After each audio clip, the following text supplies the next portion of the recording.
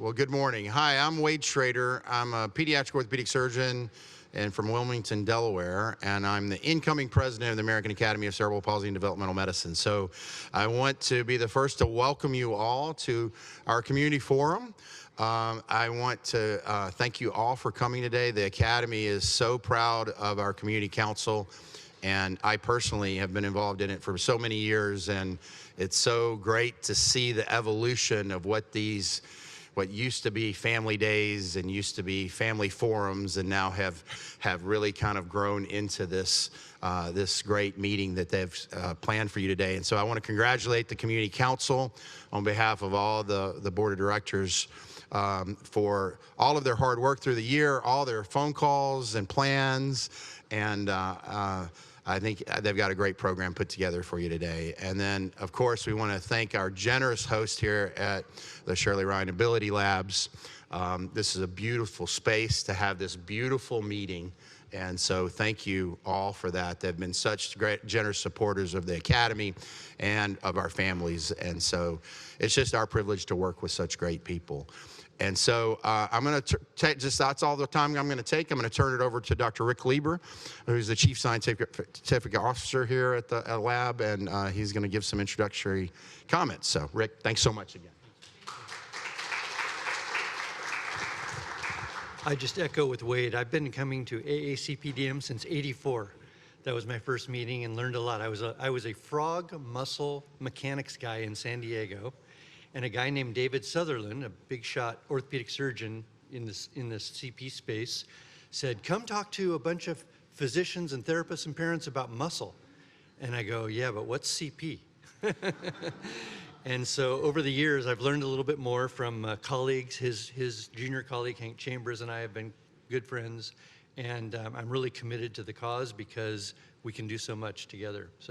But my job today, I'm the Chief Scientific Officer here. I moved here in 2014 from San Diego after 32 years there to build this hospital, which is pretty cool. And our CEO at the time said, hey, can we get you to come to Chicago? Remember, I'm in San Diego. Can we get you to, and I'm from California. Can we get you to come to Chicago and help us build a hospital? What are the odds? And I said, the odds are 0. I'll freeze to death. And she goes, no, we're going to build this great hospital. And we were trying to do the same kind of thing in San Diego, and yet she told me, we have this vision for therapists, doctors, scientists, who'd I miss? Physicians, they're kind of important, to all be together for the same cause, to make patients better. And one of the big patient populations here is kids with pediatric issues.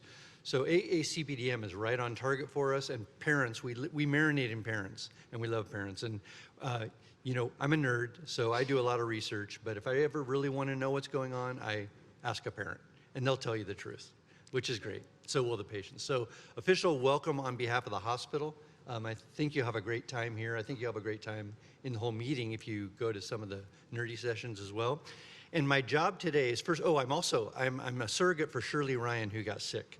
Shirley Ryan, who is our obviously benefactor namesake of the hospital, has been in the advocacy world, especially in cerebral palsy and developmental medicine, for 4 decades. She founded an organization called pathways.org.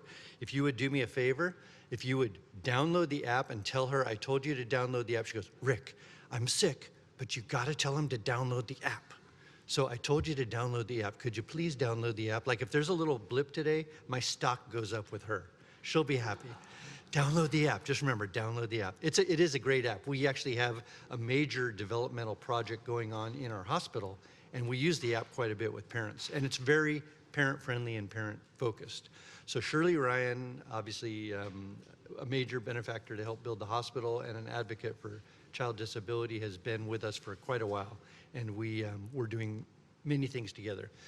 So let me tell you a little bit about the hospital. Obviously, I'm the Chief Scientific Officer. My colleague, you don't see here, is a guy named Jim Sleewa. He's the Chief Medical Officer. And our CEO used to tell us, you guys are joined at the hip. Jim, Chief Medical Officer, don't do anything that's scientifically stupid. And Rick will tell you if it's stupid. Rick, don't do anything that has no clinical relevance and doesn't help our patients, because we don't want to waste our time. Time is short. And so Jim and I talk all the time. I come to him with a hammer. Hey, Jim, I can measure fingernails to 3 microns. And he just goes, that's stupid. Or he'll say to me, hey, Rick, we're gonna, I don't know, measure the aura of patients with an iPhone. And I go, I don't think we are, Jim. Stuff like that. We go back and forth. We keep each other honest. And it's a great partnership. And we've partnered people at various layers below. And it's different, much as I love universities, and obviously anyone who's been educated has come out of the university, we're more like a small business than we are a university, and I'll explain why. First of all, just to orient you, we've co-localized research and clinical space all throughout the building. So you're in a 1.2 million square foot, 26 floor building, I forgot.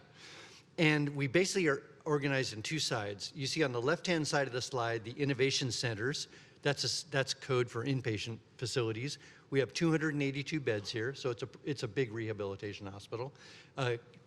Floor 18 is our pediatric floor, and during the tour you'll see it. I always say pediatrics is sort of like everything, but the other inpatient areas are organized by anatomical issues, not by clinical issues. So doctors, therapists, even scientists tend to say, oh, it's a stroke patient, it's a brain injury patient, it's a CP patient. That's really not how we think here. We think, oh, there's an issue with brains or spinal cords, or in my case, I love muscles, so muscles and bones. So we organize the innovation centers anatomically. We organize what we call the ability labs, which is where the therapy happens. We organize those functionally. Because you could have a brain injury patient who needs to walk on a treadmill, or you could have a brain injury patient who needs arm function. So we organize, you can see here, think and speak, which is, for like aphasia, post-stroke, things like that. Legs and walking, arms and hands, strength and endurance, where they're ready basically to eject out of the building. And then, like I said, pediatrics. Pediatrics, as you know, kids sort of need to be together. They are all huddled in one place, and they're kind of like the whole hospital in one place. And it even includes cancer rehab, which is pretty interesting.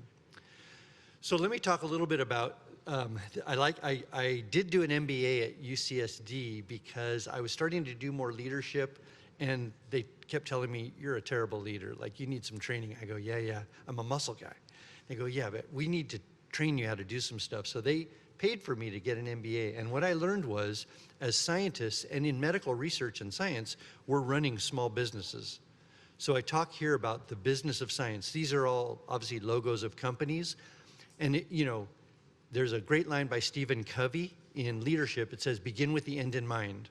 So I always, whenever I'm hiring someone, I always say to them, well, what's your goal? And if they say, my goal is to measure fingernail lengths in, spinal cord injury patients, I'm kind of like, I don't know. But if, what's your goal? My goal is to make it so kids can walk and not have to get surgery for contractures. I like that goal.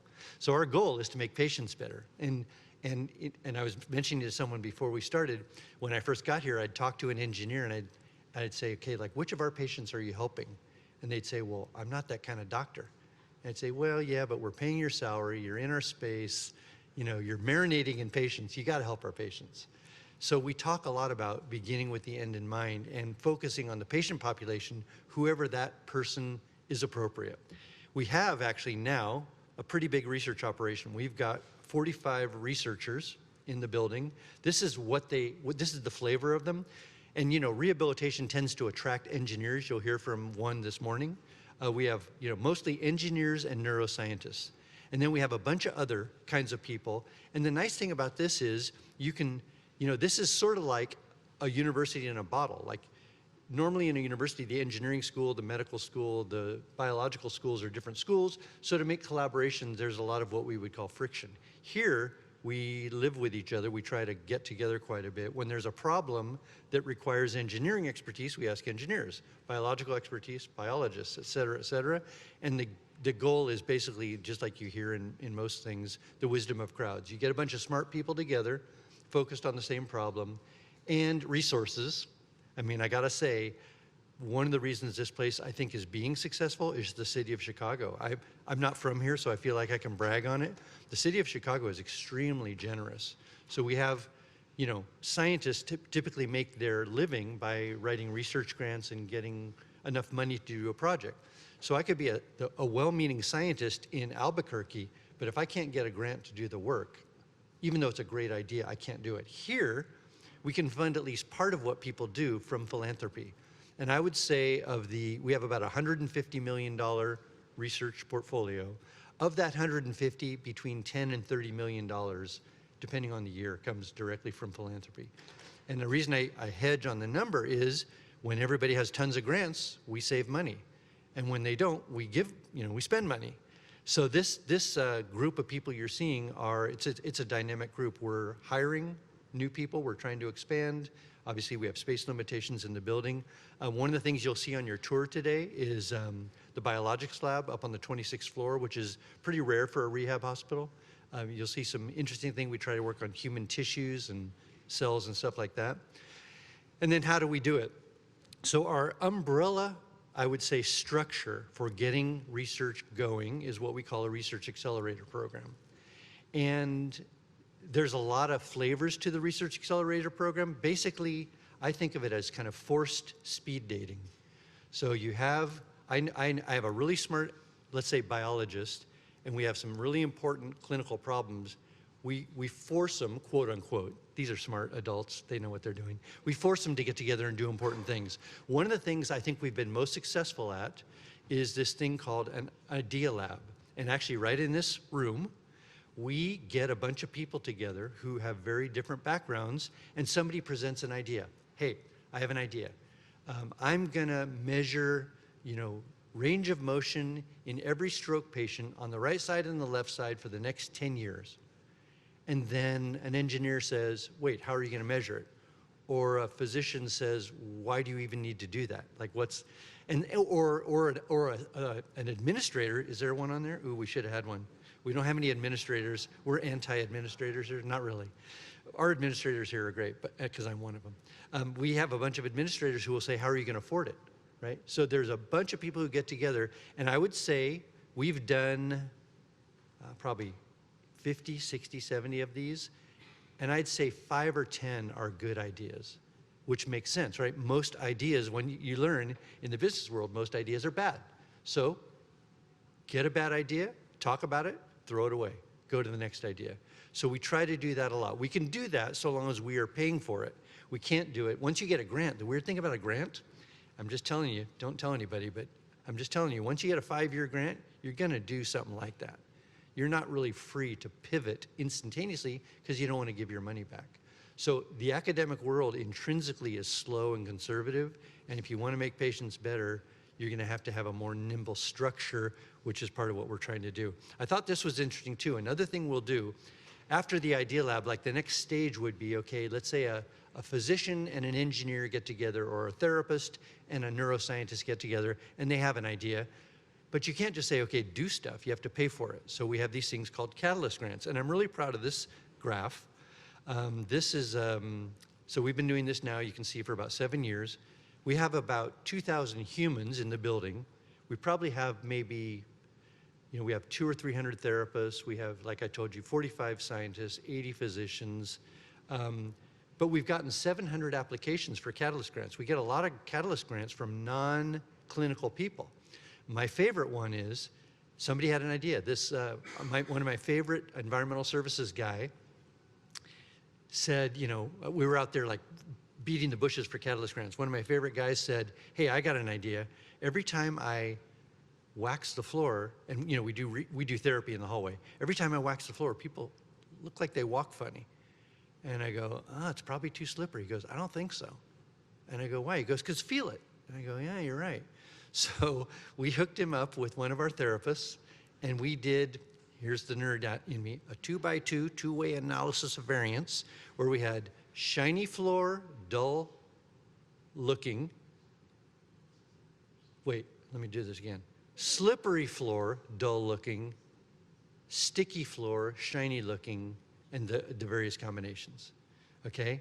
And then we had the nerds set up sensors in the hallway and had people walk on the different floors.